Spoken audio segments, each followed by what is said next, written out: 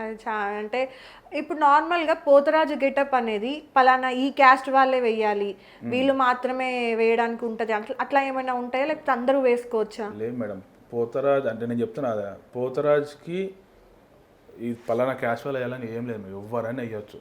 ఒకప్పుడు ఉండే మేడం, అంటే ఇప్పుడు మన పండుగలు చేసే వాళ్ళు బాయిన్లో వాళ్ళు కానీ ఒగ్గోళ్ళు కానీ వాళ్ళ వంశపరంగా వాళ్ళకు ఉన్నది.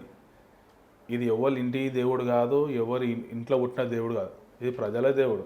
మన ఏడుడు అక్కలకు తమ్ముడు, ఎవరన్నా వేయొచ్చు మేడం.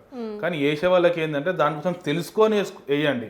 ఎవరినో నమ్ముకొని, ఇప్పుడు సపోజ్ నేనే చెప్తున్నా, ఇప్పుడు నన్ను నమ్ముకొని మీరు వస్తారు, ఇంట్లో నాకేం చెప్తారు అన్న, మా ఇంట్లో యాక్సెప్టెడ్ అన్నా ఓకే అని చెప్తారు, వస్తారు, మనం తీసుకుపోతాం, ఏపిస్తాం. ఒక 2 రోజులు మంచిగా ఉంటాడు, 4 రోజులు మంచిగా ఉంటాడు.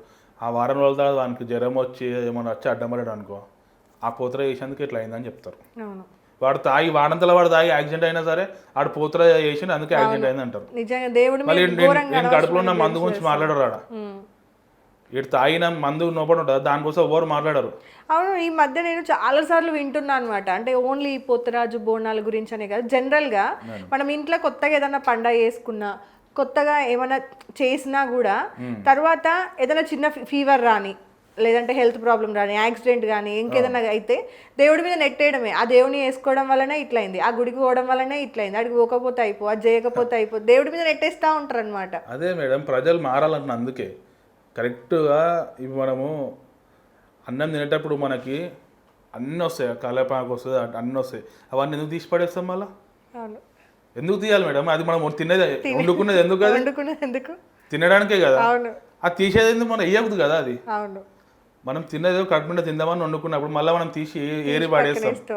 అంటే డిఫరెన్స్ ఏంటంటే తెలుసుకోవాలి. ఇప్పుడు ఒక గుడికి పోతాం మేడం, కొన్ని గుళ్ళలు ఎట్లా అంటే, ఇప్పుడు మనమే చూడండి, ఇప్పుడు తిరుపతిలో మనం పంచ కట్టుకుంది కానీ ఆ పువ్వులు పెట్టుకుందని రాణిస్తలేరు. అట్లా అన్ని గుళ్ళలు రూల్స్ పెట్టాలి. ఇప్పుడు ఎవరిని కూడా మనం బట్టలు చూసి వాళ్ళ క్యారెక్టర్ డిసైడ్ చేయడానికి మనకి రైట్స్ లేవు. ఇప్పుడు కొందరు నిండుగా చీర కట్టుకొని గుళ్ళకి పోతారు, కొందరు పాయింట్ షర్ట్ వేసుకొని వస్తారు. నేను గోల్స్ కోసం చెప్తున్నా. ఇప్పుడు ఈమె పాయింట్ షర్ట్ వేసుకుంది ఆమెకు భక్తి లేదని కాదు, ఈమె నిండుగా తయారైతే ఈమె భక్తి ఉందని కాదు. అర్థమైందా మేడం? మనం కూడా ఒక గుడి, ఇప్పుడు ఆమె మంచి ఇట్లా మొక్కుతుంది, ఈమె డ్రెస్ పాయింట్ షర్ట్ వేసుకున్నా ఎట్లా మొక్కుతుంది, ఇట్లా అంటుంది అన్నది, ఇట్లా అట్లా వాళ్ళ స్టైల్లో వాళ్ళు తీసుకొని వెళ్ళిపోతారు. మనం నిండుగుంది కదా అని చెప్పేసి ఆమెనే దేవత, ఈమె పాయింట్ షర్ట్ వేసుకుంది ఈమె దేవత కాదని మనం ఎప్పుడు డిసైడ్ చేయదు. అండ్ అంటే ఈ విషయంలో అయితే కొన్ని మారాలి మేడం. ఆడపిల్లలు కూడా చాలా మంది టెంపుల్స్ కి ఎట్లా రెడీ అయ్యి అట్లనే పోవాలి, మూవీస్ కి ఎట్లా వెళ్ళాలో అట్లనే వెళ్ళాలి. ఇప్పుడు ఒక్కరిని చూసి, ఇప్పుడు నార్మల్ మన ఫ్యామిలీలో మనమే చూసుకుంటే, రేపు ఒక టెంపుల్ పోవాలంటే మనం నైట్ నుంచి అన్ని సిద్ధం చేసి పెట్టుకుంటాం. మనం అనుకుంటాం కదా, మనమేమో ఇంత తయారై వస్తున్నాం, ఎదురోళ్ళని చూసి మనం నెక్స్ట్ టైం అట్లా వద్దాంలే మనకు ఆలోచన వస్తుంది. అవును, మారిపోతూ ఉంటారు. దట్టు చిన్న పిల్లలలో ఎఫెక్ట్ అవుతుంది అది ఎక్కువ కూడా.